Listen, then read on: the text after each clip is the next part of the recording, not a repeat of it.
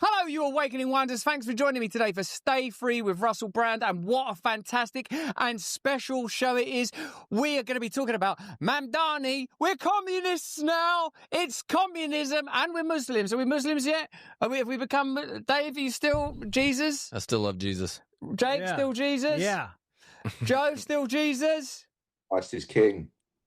Massey, where are you from again? Iran. Atheist, mate. Atheist. Yeah, let's see. I told you it don't work, Persia. Now, so Mamdani has won that. We'll be talking about that. We're going to be talking about Guy Fawkes, a plucky little fella who tried his damnedest in the holy name of God to blow up the Houses of Parliament, but some snitch, some grass, like that's what happened, Joe. They would have gotten away with it too if it hadn't been for one of them wrote a letter to one of his mates who's in Parliament, said, "You might not want to go to work on the 5th of November. A couple of us Catholics are thinking of making a bit of a storm." Joe, don't be proud of Guy Fawkes. We're talking about all that. If you want to watch this show in its entirety, click the link, get on Rumble. We're going to be talking about, yes, Mamdani. We're going to be talking about revolution. We're going to be talking about, and you might be interested in this, proof of actual God. In case you've had doubts, we're going to prove the presence of God. We're going to be talking a little bit about tipping because Massey wants to talk about that. He's an atheist, so, he's got to cling on to every penny. Got to enjoy it while you're here because this is all there is. And we'll be talking about the Jamaica hurricane conspiracy. I don't even know what that means. Right now, I'm in Austin. There might still be tickets available. Look at that. Look at I look so vulnerable. Oh, I've been accused of rape. I'm knackered. And then I'm going straight from that to the Bitcoin Historical, a conference by the National Bitcoin Office. I'm going to be in El Salvador pretty soon. You can't come and see me in El Salvador, and if you try, you'll end up in one of their super prisons. I'm there with Mamdani. Also during this time... Oh, not Mamdani. He's not there. Bukele. Yep. Bukele is the first millennial president. We'll be talking about that in a little bit. And also, I'm going to be doing this event. You can't come to that either. I don't know why I'm promoting things you can't come to. Maybe you can come to it. I'm doing a lot of stuff is basically what I'm saying, but right now what we're doing is we're talking about they can't go, but just know that's cool what we're things doing. are happening. Cool things are happening. Cool things are happening everywhere. Let's have a look. All right, so look, let's talk about this Mamdani thing briefly before we move into our stuff, because I know, because I do this other podcast, actual fans, no, only friends, no, only friends, actual friends. And actually, I love Dave Rubin and Sage Steele and Gillian. Yeah, you forget my name all the time too. I know you're called Jake. One time I got it wrong outside the Bible Museum. One time, because of that fucking Hungarian missionary, Josh. We were outside the Bible Museum, and Dave, for some reason, brought a Hungarian missionary with us on a trip where I was. You always need a Hungarian missionary to come with you. If you don't have a Hungarian missionary, how are you going to convert those filthy Hungarians? They'll be up and down the Danube worshipping Muhammad. They'll be worshipping Muhammad on the Danube if you're not careful. Anyway, I called Jake Josh by mistake when introducing Jake to the people at the Bible Museum where I've been sleeping at a Bible museum. Look, let's have a look. Let's not get into that. Let's firstly cover Mamdani and what it means for democracy and whether it's important or not. I was talking about it on Only Friends, Actual Friends. I was talking about it on Actual Friends, and they're worried about it. They're worried about sort of communism and all that kind of stuff. But here's my view. Dave, here's my view, is that you can't, nothing will happen. Nothing will happen. And the sort of, things will happen, but things happen all the time anyway. It doesn't make no difference. The institutions of political power are so coercively tight that I don't think it matters. But, what do I know? Let's have a look at his victory speech. What Rubin and them were pointing out is that he was a lot more aggy. He was once he's had his victory, he's a bit more like before. He was like they were saying that he was very sort of calm and patient and like a real little darling when he was campaigning. You called him. He was a little bit more aggy. Oh yeah, aggy, like up for aggravation. That means something different in the South. Yeah. So aggy. What does that mean in the South? The Aggies. Texas A&M. Texas A&M. Oh man, I don't know how I feel about Texas A&M. Yeah. What is that? I don't even know how to translate that to you. Don't act like your language is better than... We invented language, and you are borrowing English, and frankly, you've damaged it. Let's have a look at Mamdani being aggy in an English way, not in a Southern way. They can't even describe what it means. New York will remain a city of immigrants, a city built by immigrants, powered by immigrants. And as of tonight, led by an immigrant.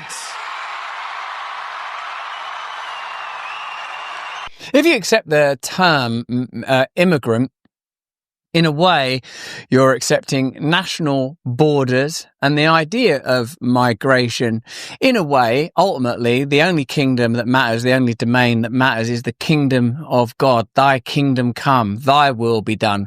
Of course, though, Mamdani is not speaking in a vacuum. He's speaking in a dialectic space that's been created by, let's say, at least 12 years of division, people talking about migration, nationalism, and patriotism. I'm a migrant right now in the United States. In fact, I would call myself an exile, a political exile. And I feel like this is the points I made when I was with a much more right-wing type of crowd. I said, all the people that are really scared about Trump and stuff should be heartened that while Trump is president, there is enough systemic democratic freedom that you can get elected democratically a Muslim migrant mayor. But I would say that these categories, Muslim, migrant, are not ultimately important categories. Go on then, Massey, you filthy Muslim migrant. He's using the term immigrant in two different ways, right? The whole, we're a nation of immigrants, meaning everybody other than the Native Americans is an immigrant to America. Mm-hmm. So it means everyone was an immigrant. But then he says, and as from today, led by an immigrant. But if everyone in America is an immigrant, hasn't it always been led by an immigrant? Yeah, true.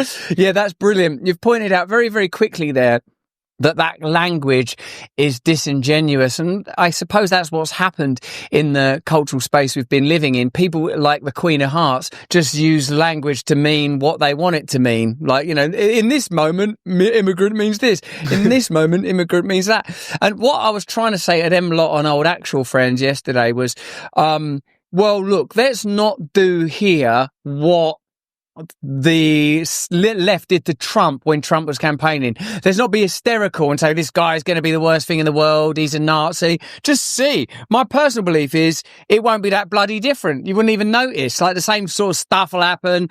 Like, what I felt like, say, like Obama in a Trump, like, was it really that different? Like, I don't know who I'm at worst risk of offending, because Trump supporters will go, no, it was so different after Trump took over after Obama. And Obama supporters go, no, it was different in a bad way. But I just think it's not that different. People are like, well, I think things could be really different. It makes me wonder if, people who come in with all these great intentions to bring change, we're going to drain the swamp. And then they get into the position, they go like, we can't do anything, like they have no power to it. So yeah. Will a communist be able to do the change he actually wants, or a socialist? Or are they going to get into politics and go, it's all rigged? You know what people say when they go, what are the best 2 days when you buy, the best 2 days of having a boat? The day you buy the boat and the day you sell the boat, they say. And I bet that's the best you'll see of Mamdani. That's as good as it's going to get. Like, he's going, yes, I've won. Then there'll be a bit where he leaves where he's like, oh, listen, it wasn't like what I thought it was going to be. Like when you get off a roller coaster. Oh my God. Oh, no. Or like it's weird. Like he'll have to deal with the limitations and restrictions that come with political office. Even a maverick outsider like Trump, who I believe that the majority of opposition, let's say, the kind of opposition that's expressed by the BBC editing his speeches to make him seem worse than he is. Have a look at that video from earlier this week. We'll show you a clip of that later. Have a look. You're going to love it. Like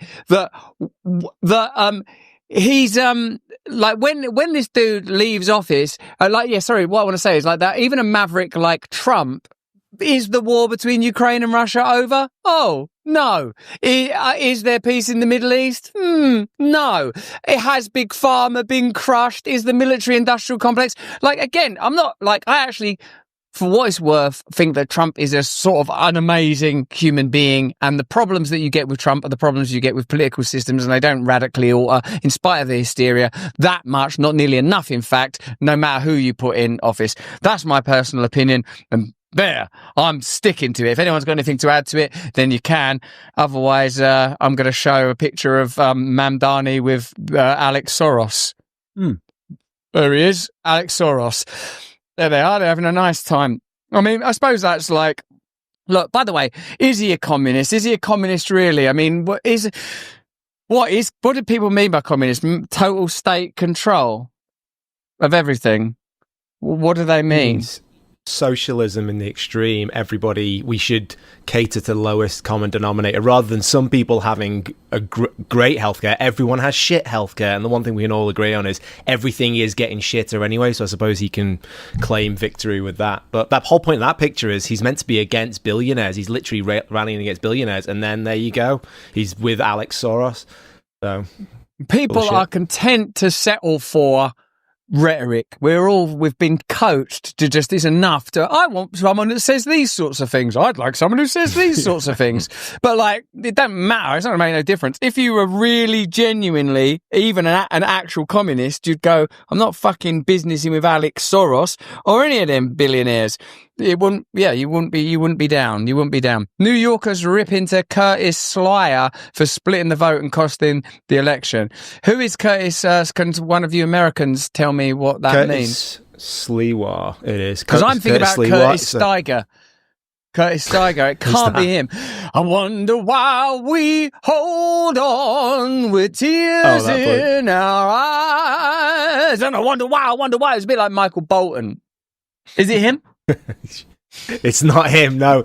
He actually hates Andrew Cuomo, and he took about 8% of the vote, and everyone was urging him to do the right thing and step out of the race so that people who didn't want to vote for Mamdani would know who to vote for. So basically the argument is that if he didn't hate Cuomo that much, he could have had it so Cuomo would have won, and so New York wouldn't go to shit, is what most people think. But this video is really funny because this is, you know, Mamdani's like, say, he thanks everybody, all these immigrants, people in bodegas and all this, whereas this is an actual New Yorker, and he doesn't once mention New Yorkers in his speech, but this is an actual New Yorker talking about what he thinks of Curtis Sliwa. I thought it was pretty funny. Curtis? I'll send it to him because he yelled at me today. Good. Hey, Curtis, you're a fucking scumbag, like I said all along, all these months.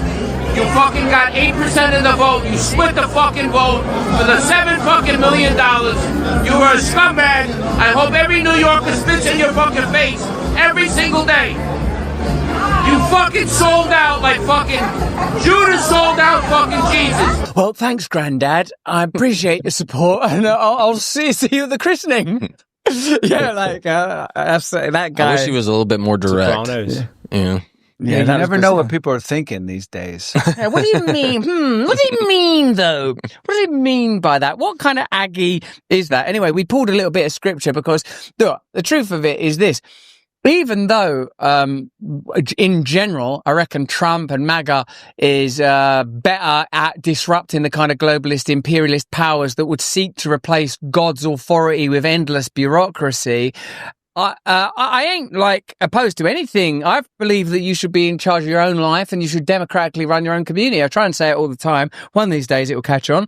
Let's have a look at this bit of scripture that Jake pulled for us that sort of helps us to understand the complexity of current power and where we might be from a scriptural perspective from 2 Timothy. But understand this, that in the last days there will come times of difficulty.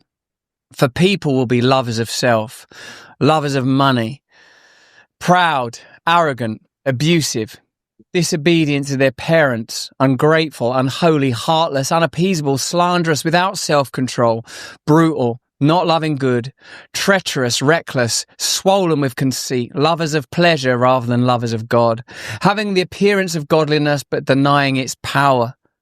Avoid such people. For among them are those who creep into households and capture weak women, burdened with sins and led astray by various passions, always learning and never able to arrive at a knowledge of truth. Oh, it's such a relief, isn't it, to hear, like, truth.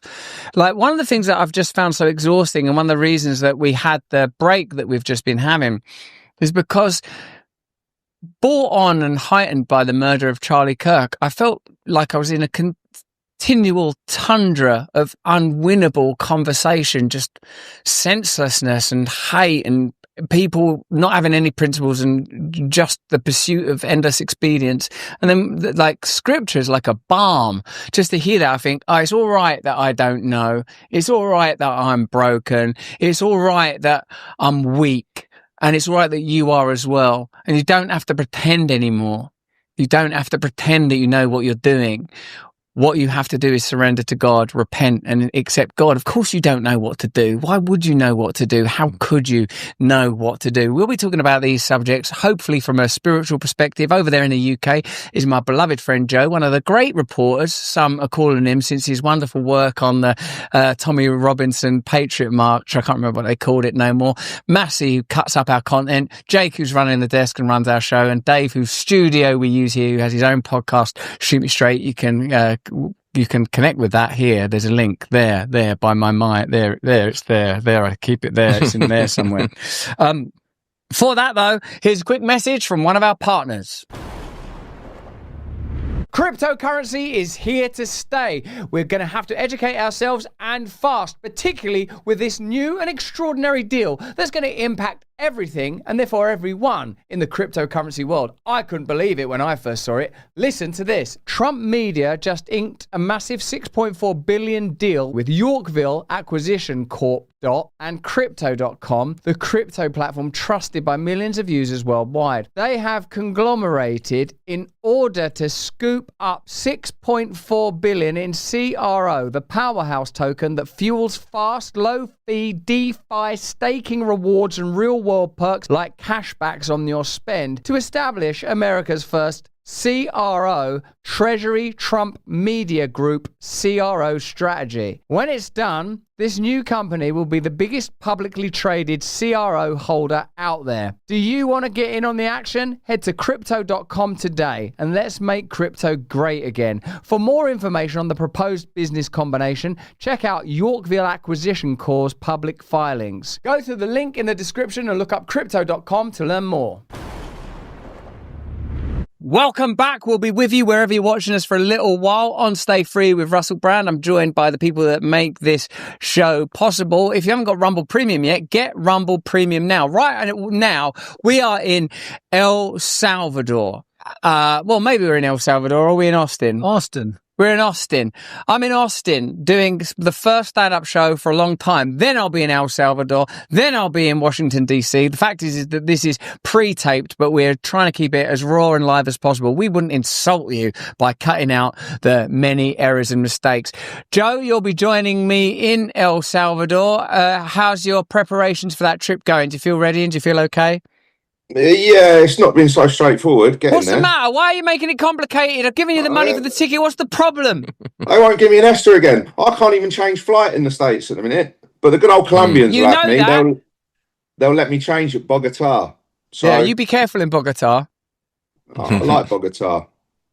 Of course you do. So you're coming. Just get it sorted out. Just buy the ticket. Don't complicate it. And don't do anything weird. Because I spoke to my wife and she said she said, Joe has turned the simple business of acquiring a ticket to El Salvador into a situation, and she used this phrase, he's in cahoots with an Indian. Now, I don't know what that even means. Why are you in cahoots with an Indian?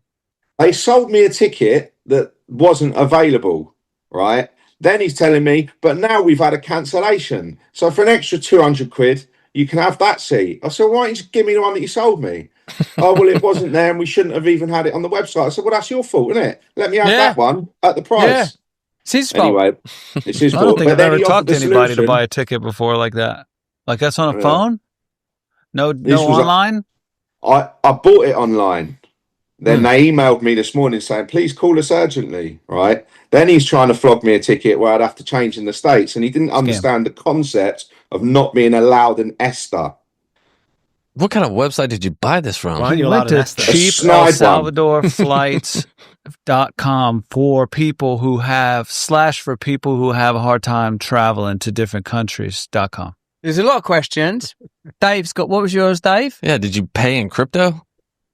No, should have done. I'd have taken it straight back. I told him I wanted a refund and he said, we'll issue you a refund, but you'll have it in 5 days. I said, well, how's that work? You've sold me something you haven't even got, and now you're telling me I can have my money back next week. I was just taking a complete piss. It's ready to fight. I got very angry. Yeah. What do you remember when we was arguing with that farmer, Joe? Oh, Wilma in Costa Rica. I remember that guy. Mm-hmm. No, I was The talking about the farmer bracelets. by my house that you was arguing with. Not Oh, Wilma. I was thinking It's about good that that one. you remember Wilma's name. Wilma. Yeah, I remember Yeah. that farmer as well. Yeah, we nearly had a straightener for driving You've- through his field. Don't fight. No more farmers. No more fighting.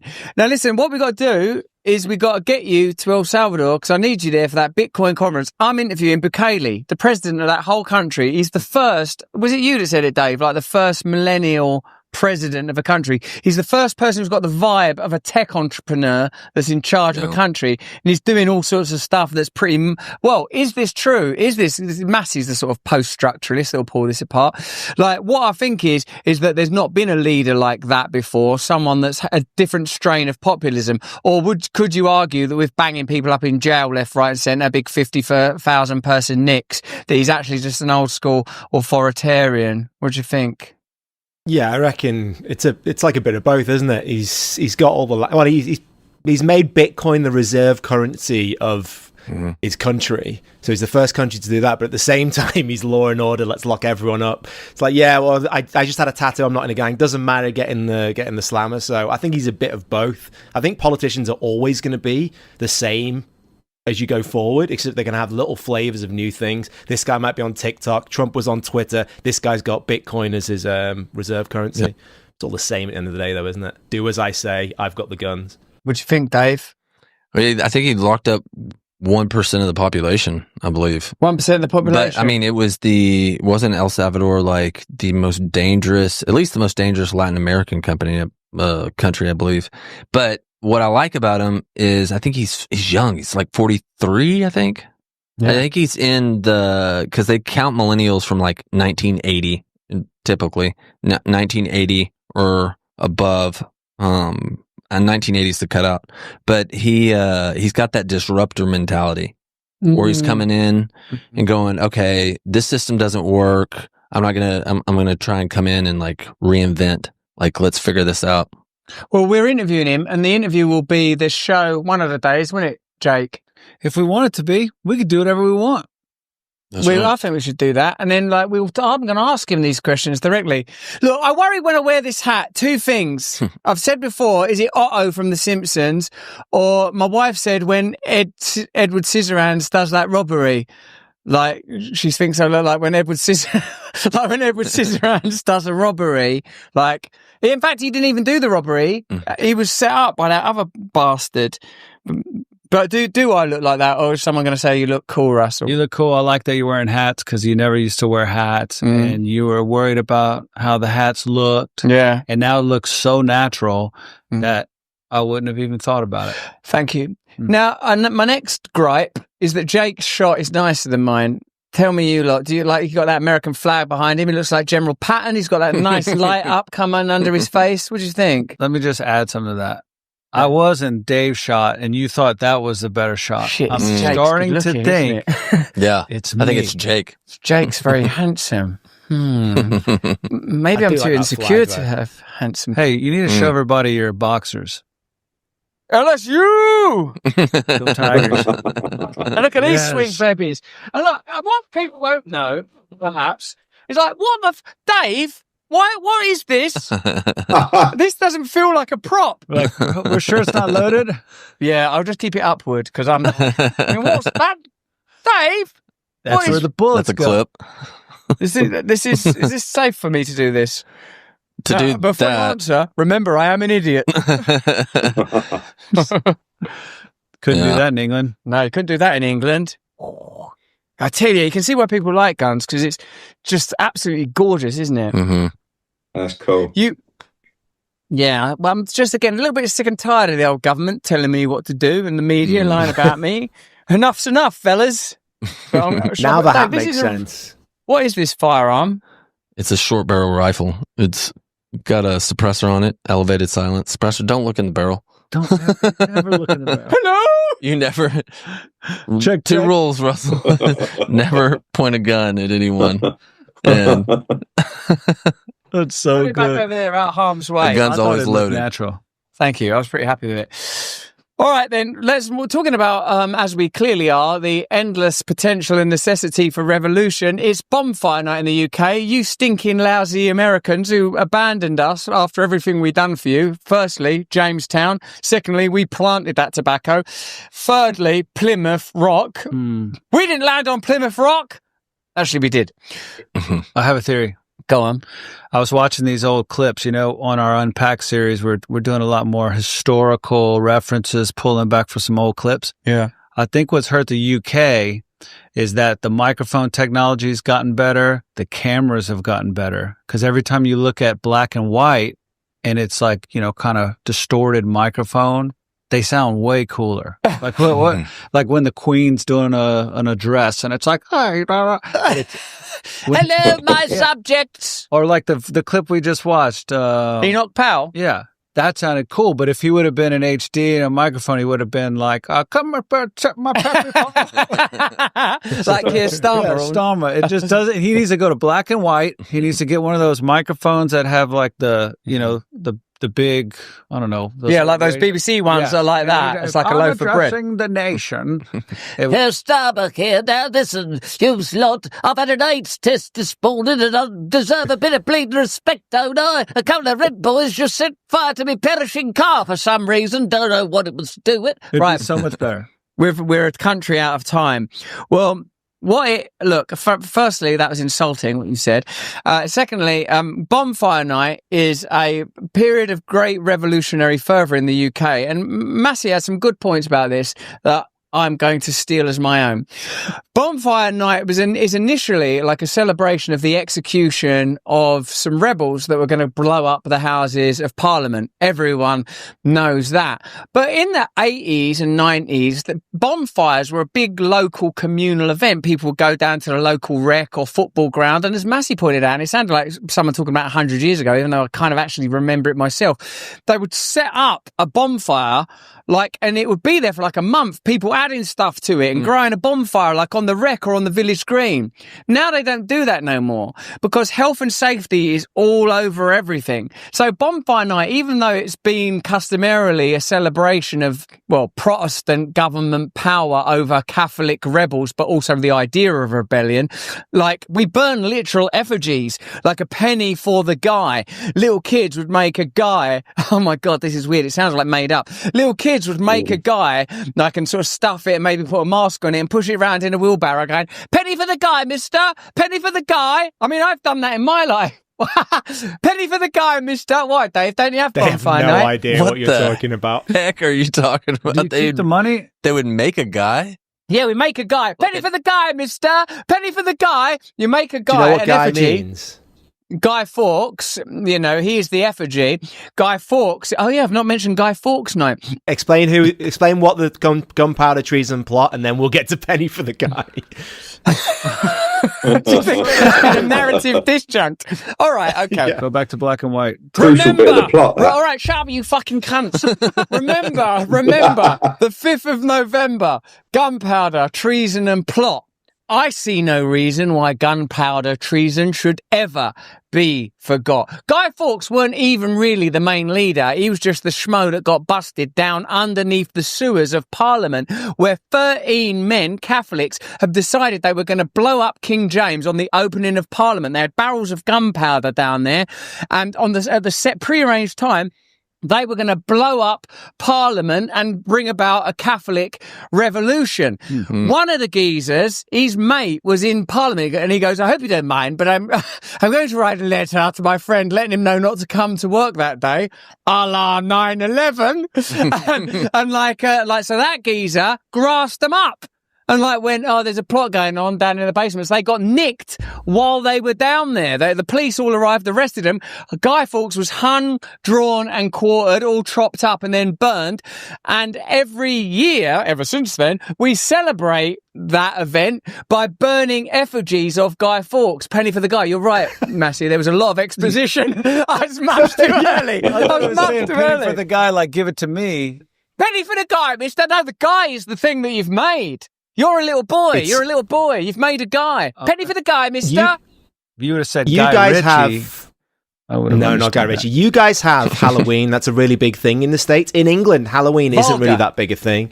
Really? For us, it's Bonfire. Yeah, well, it is these days, but it was traditionally it's been Bonfire Night. Bonfire Night is 5th of November. I knew it growing up because that's when we'd see fireworks. Now, you guys obviously have July 4th. The reason why you have fireworks on July 4th. But for us, it's signifying what would have happened if the Houses of Parliament would have gone up. But as well as the fireworks, we have a local bonfire on the field just round the corner from your house where people will throw old beds, pieces of wood that they've got, and they'd burn an effigy that children have made, a dummy of Guy Fawkes. It sounds so pagan and weird. Would you have wanted Parliament to burn? I did want Parliament to burn. I did. Joe. Yeah. Most definitely. Yeah. I'd like it to happen now. He doesn't mean that. No, Russell Brand banned from England for wanting Parliament. Burn it down. Burn it right down. It's the only way they'll fucking learn. To watch the rest of this content, click the link in the description. We can't keep giving this stuff away to YouTube, those imperialist swine hunts. Get over to Rumble, click the link. We're going to be talking about so much more there. Join us. But okay, so let's look. We've got some things here. This is a Guy Fawkes effigy. That's, look, so you understand it. That's a very good one. That's like from a movie, I would suggest. Yeah, like a witch hunt. Yeah, like that witch hunt. There's poor Guy Fawkes. Here's more of a, like, that's little kids doing it. Penny for the guy, mister. Penny for the guy. See those little urchins? Look at them little darlings, little British kids. Lovely. Now, note the mask. Do you see that mask